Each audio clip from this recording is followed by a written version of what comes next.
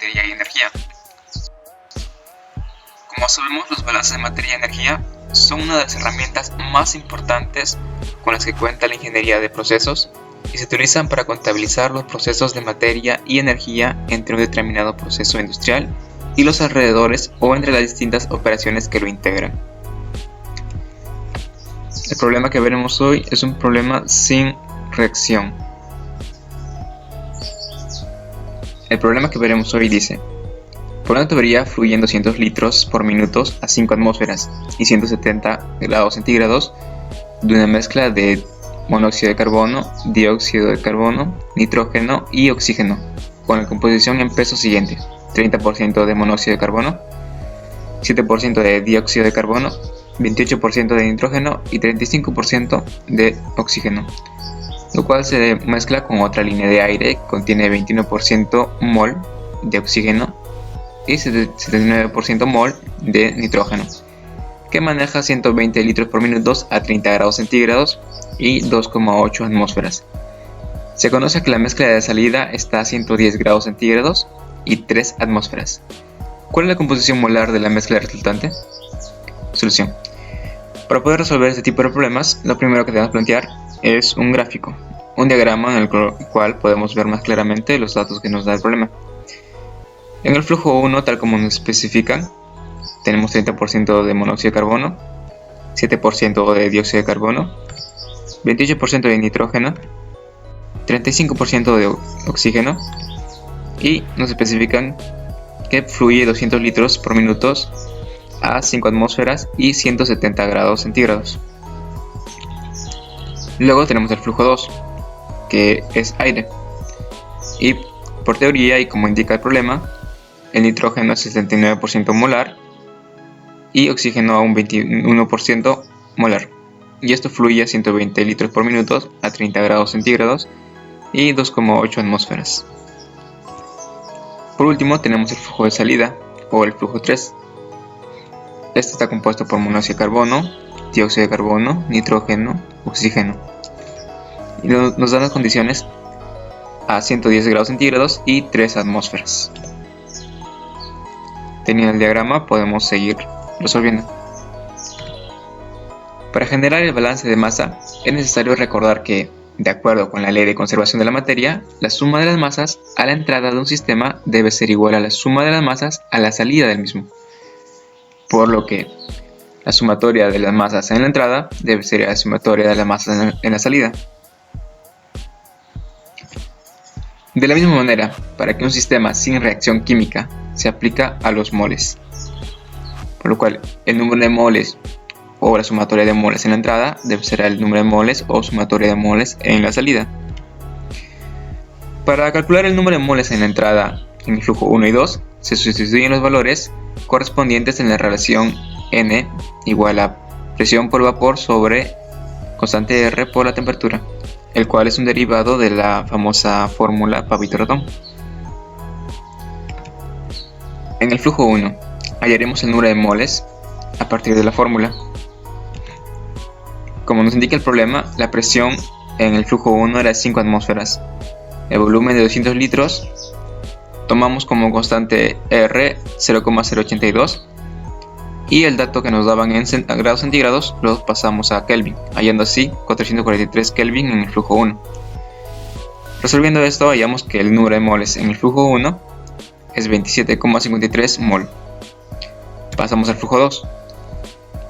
En el flujo 2 aplicamos la misma fórmula, en el cual el problema nos data que hay 2,8 atmósferas, el volumen es 120 litros, y tomamos el mismo constante R, que es 0,082, y la temperatura que estaba en grados centígrados lo pasamos a grados Kelvin, obteniendo así 303 grados Kelvin. Resolviendo esto, hallamos el número de moles en el flujo 2, el cual es 13,52 mol. Tomando una vez más la fórmula que nos dieron aquí, podemos ya calcular cuántos moles hay en la salida. Como nos decía la fórmula, el número de moles en la entrada debe ser igual al número de moles en la salida, lo cual es igual al número de moles en el flujo 1 más el número de moles en el flujo 2 igual al número de moles en la salida. Reemplazamos los datos y hallamos que el número de moles en la salida es 41,05. Elaboramos una tabla con las condiciones de las variables en las entradas del proceso.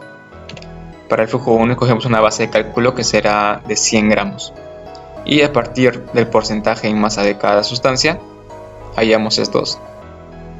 El peso molecular se puede sacar de una tabla.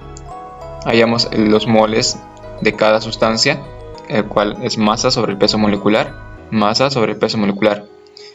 Luego también podemos hallar la fracción molar, que sería los moles sobre los moles en la salida, hallando así la fracción molar de cada sustancia.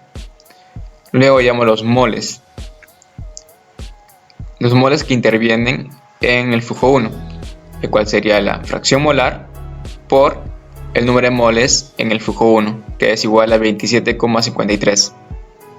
Resolviendo esto, hallamos que el número de moles para el monóxido de carbono es 8,81, para el dióxido de carbono es 1,38, para el nitrógeno es 8,26 y para el oxígeno es 9,08. Luego seguimos con el flujo 2, donde ya nos especifican el número de moles, y tal como hallamos, en moles en el flujo 2 es 13,56.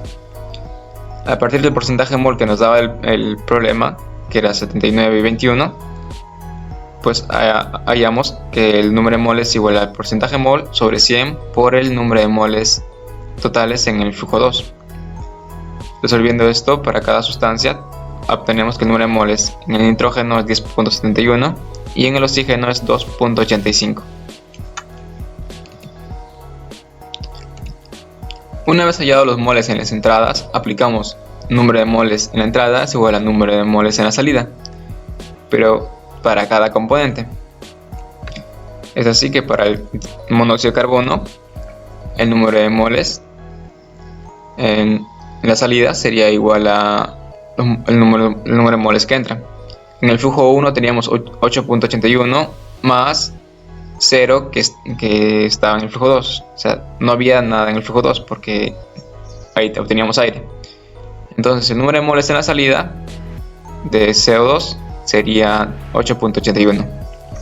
Lo mismo pasa con el dióxido de carbono, el cual al solamente haber 1,38 moles en el flujo 1 y 0 o nada en el flujo 2, el número de moles en la salida será 1,38. Para el nitrógeno sí es diferente. El número de moles es igual a 8,26 que obtuvimos en el flujo 1 más 10,71 que obtuvimos en el flujo 2, que es del aire, obteniendo así que en la salida tenemos 18,97 moles. Igual que para el oxígeno, el número de moles en el oxígeno es 9,08 moles del flujo 1 más 2,85 moles del flujo 2, lo cual equivale a 11,93 moles, los cuales se encuentran en la salida. Una vez obtenido todos los moles que se encuentran en el flujo o en la salida, planteamos este cuadro donde ponemos o plasmamos todos los moles de las sustancias obtenidas.